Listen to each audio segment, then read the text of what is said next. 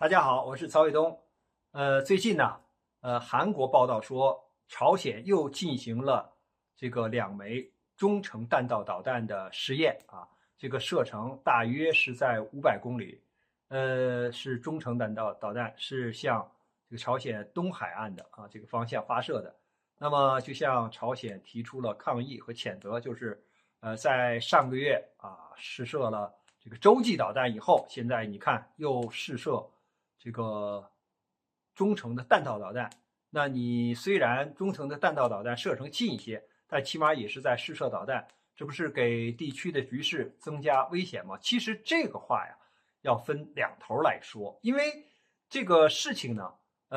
一定要用一个标准，不能像美国这样就是用个双重标准。你比如说这个朝鲜确实是试验了这个洲际弹道导弹，也试射了这个中程的弹道导弹。那你说这个中程的弹道导弹，其实根据韩国的测试它的射程可能都不到1000公里，因为中程弹道导弹的射程应该是在500公里以上，5500公里以下，它连1000公里的射程都不到，所以它只能勉强算作就是中程弹道导弹。那么它并不是说我要在这种导弹测试中增加导弹的这个距离，打击的距离，因为洲际导弹的起码射程要达到8000公里以上，甚至是上万公里，那才能称得上是洲际导弹。那现在为什么要测试这样的导弹呢？因为你这种导弹也就是中短程的弹道导弹，你比如说过去它可能采用液体燃料，那现在我采用固体燃料，因为这个你用固体燃料之后，它的机动性更强，一次装填之后可以很长时间的待机不发射，随时再发射，就可以等着待命。而你液体这个燃料的导弹，你必须一般的1-2个月之内，你必须打出去，你不打出去，它这个液体燃料会腐蚀这个火箭的舰体，所以它可能要试验，比如说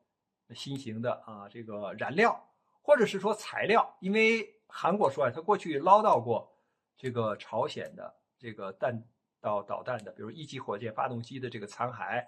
可能里面有大量的这种钢铜的成分，因为无论钢或者铜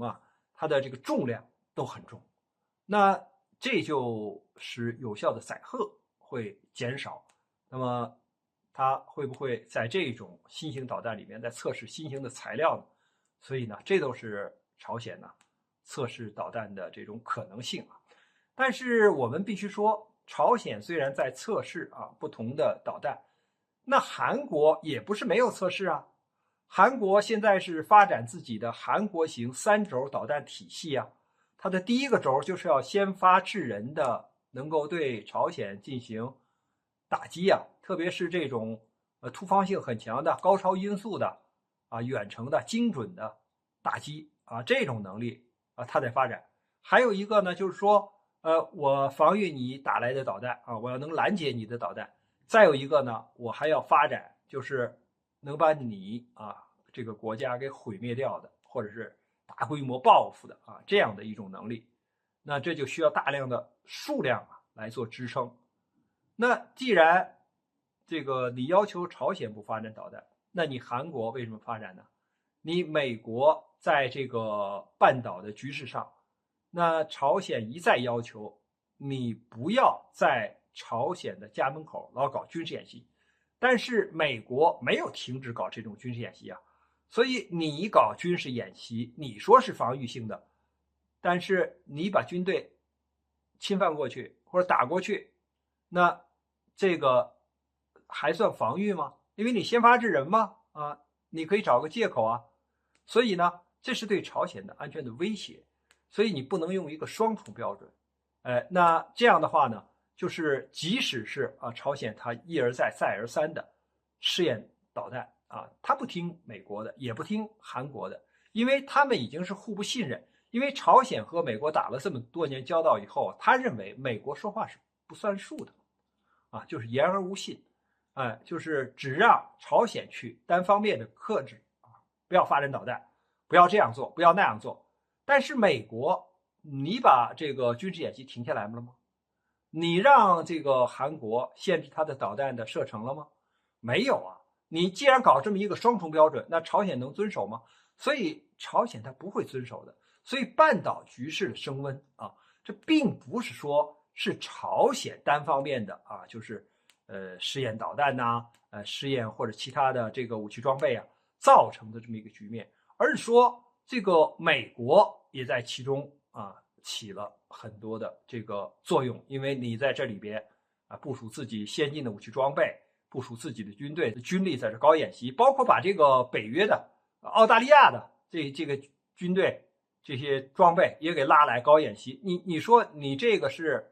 防御性的吗？是为地区的和平稳定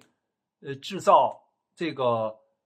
应该说是和平的因素、积极的能量呢，还是负面的影响呢？所以对于这次啊，就是朝鲜啊试射